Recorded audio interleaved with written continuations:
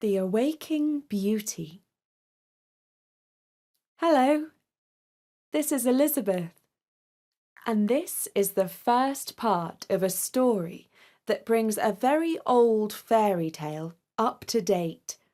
It's set in the modern world, well, mostly. And if you want to find out what I mean, then listen on. Sally was just longing for her parents to leave. It had been very kind of them to drive her up to her new college, but now she had been smothered and mothered quite enough. After 18 years, she had received all the advice she needed about her hot water bottle, her vitamin pills, and her beauty sleep. "And just one word before we go," said Mum, as she held both her daughter's hands tightly. "Don't ever turn down an invitation to a party. You never know who you might meet, especially in a place like this." When her parents stepped out through the door of the porter's lodge and back into the real world of light, noise, and pollution, Sally turned around and looked at the honey-coloured stone of Westerly College.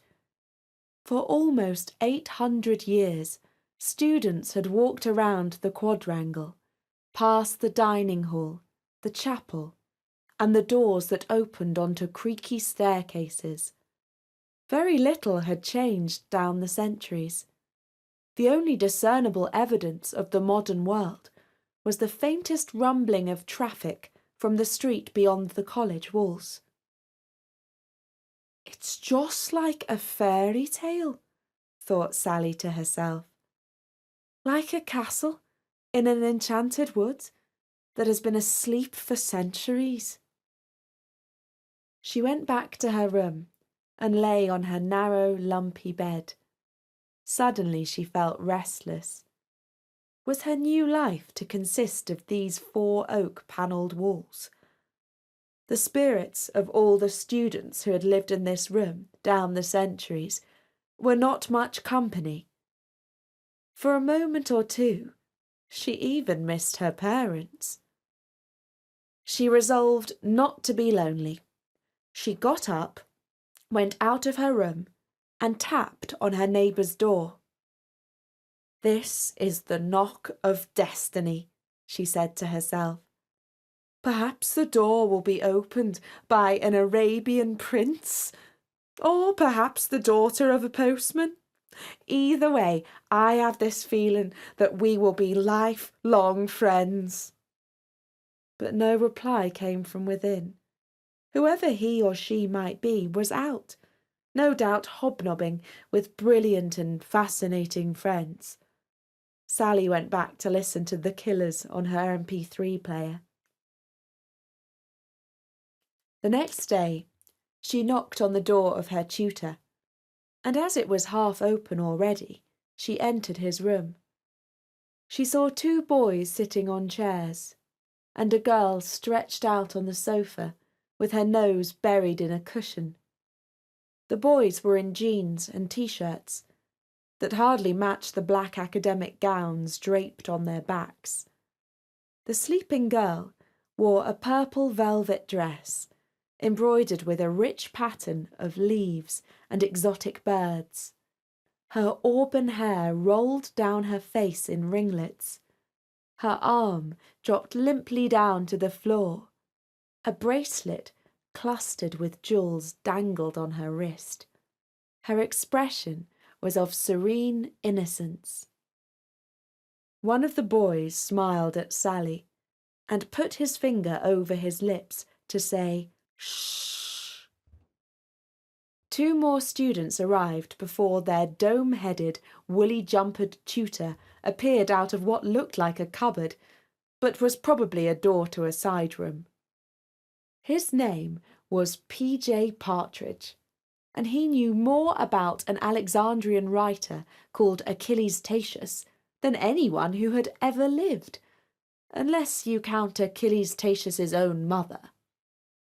Dr. Partridge twitched his nose at a first-year classics student and asked, "Are we all here?" Sally judged that this would be an ideal moment for somebody to give the sleeping girl a prod, but nobody was up to the venture. If this had been school, the teacher would have woken her up pretty sharpish. In fact, a mere yawn would have been worthy of a rebuke, but Dr. Partridge just ignored her. It wasn't clear if he hadn't noticed the girl on the couch, or he was too shy to make a fuss about anyone who cared to sleep while he was giving out his wisdom. When the tutor had finished handing out the term's reading list, there was a general shuffling and stirring as students slid notebooks into rucksacks and briefcases. The girl slumbered on as if she meant to snooze for another 100 years. Sally asked nobody in particular, "Is she okay?" "Well, she can't stay here," said Dr. Partridge. "I'm out to lunch." A tall youth, who would have been extremely good-looking if it wasn't for his acne scars, went over to the couch and gently put his hand on her shoulder. He tried to stir her, to no effect. Sally suggested, "Perhaps the way to wake a Sleeping Beauty is with a kiss." And the boy said, "Right, I'll plant one on her." He knelt on one knee and pressed his lips to her pale cheek. The girl's mouth smiled gently, lovingly. "My prince," she said. "Wakey, wakey," said the boy. The girl hooked her arm around his head and pulled him towards her face. "Ooh!" chorused 3 or 4 voices. She sat up and stared intensely at the youthful faces and then at the tutor's. Her eyes were blue and glacial, and Sally thought that if she gazed at you long enough, she might freeze you into an ice sculpture. "And who are these peasants?" she demanded to know. There was nervous laughter among the students, and most people started to leave. Only Sally, the Sleeping Beauty, and the boy who had kissed her lingered on. Dr. Partridge started to usher them too out of the door.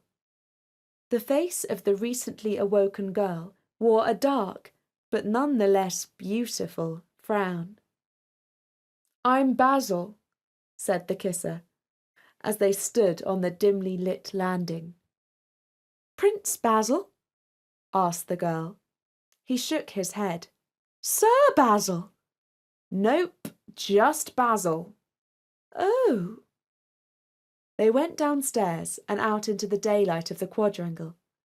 The girl's blue eyes searched up and down the walls and ran along the battlements as if she was looking for some detail or hidden clue. "Is it a monastery?" she asked. "No, it's a college," said Basil, bemused. "Aren't you an undergraduate here?" inquired Sally.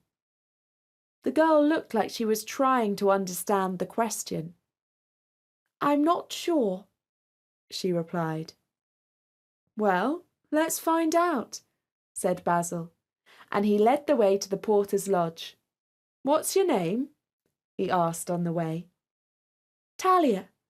That is, Princess Talia," said the girl. And Sally thought, "She's bonkers. I bet she's just making that up." She noticed that several people were staring at Talia. She was certainly striking, and somewhat overdressed for a student on the first day of term. Basil examined the pigeonholes. Sure enough, there was one marked Princess Talia. He reached in and pulled out a scrolled parchment with a waxen seal. "You've got mail," he said as he handed it to her. He asked the porter for Princess Talia's address and was directed to room 7 on staircase 14. Sally offered to walk the princess to her room, because as it happened, she was her neighbour.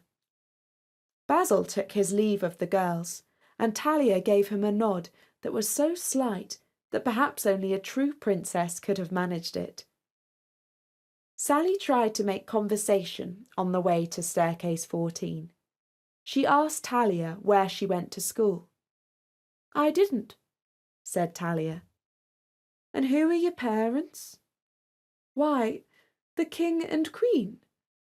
"Of which country?" "This one. Or at least I think so. I'm not really sure about anything anymore. Sally, do you mind if I ask you a personal question?" Sally blushed. "Go ahead," she said, with some trepidation. "Don't you feel a little bit odd here? I mean, it's pretty unusual for a girl to be a student. At least, I always understood it was something boys did." Sally laughed. "No, I think it's perfectly normal. I mean, maybe in our grandparents' time it was a little more unusual. But now, why, girls are smarter than boys, aren't they?" "Well, yes," said Talia. "I agree with you about that, of course." She opened the door to her room with the key that the porter had given her. If Sally had hung on to any doubts about Talia being a real princess, she lost them now. Her room was 5 or 6 times the size of her own. It was filled with the rich scent of roses. A 4-poster bed was strewn with rich coverlets and silken cushions. One wall almost looked as if it was a window onto a garden, but in fact it was draped with a tapestry depicting trees and birds. The actual window was a large bow one, with a seat looking onto the quad. The floor was covered with a flowery carpet. Sally wandered in after Talia.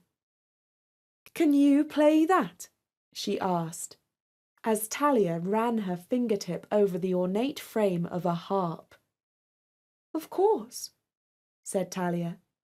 "I have the gift of music." She sat on the stool, and her fingers began to playfully pluck a tune. The music seemed to chase the frown off her face, and she looked like she might be capable of being quite pleasant. Sally picked up a jewelled ornament from the table. "May I?" she asked, and Princess Talia answered, still playing, that she had no idea what it was. "Why, it's your mobile phone!" exclaimed Sally. It was the most ornate one she had ever seen.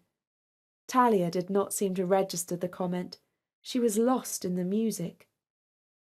Sally quietly left the room and lay on her bed next door, listening to the delightful notes as they rang from the fingers of her most peculiar neighbour. "Well," she thought, "I've met a princess. Not bad for the first day of term. I wonder if we shall be friends." And although they came from completely different worlds, and the princess, no doubt, belonged to a glamorous set, Sally felt certain that it was no mere chance, but fate that had brought them together. And that was the first story about the Awaking Beauty. If you want to find out what happened to Talia next, then keep listening to Storynory.com. For now, from me, Elizabeth, goodbye, Elizabeth, goodbye.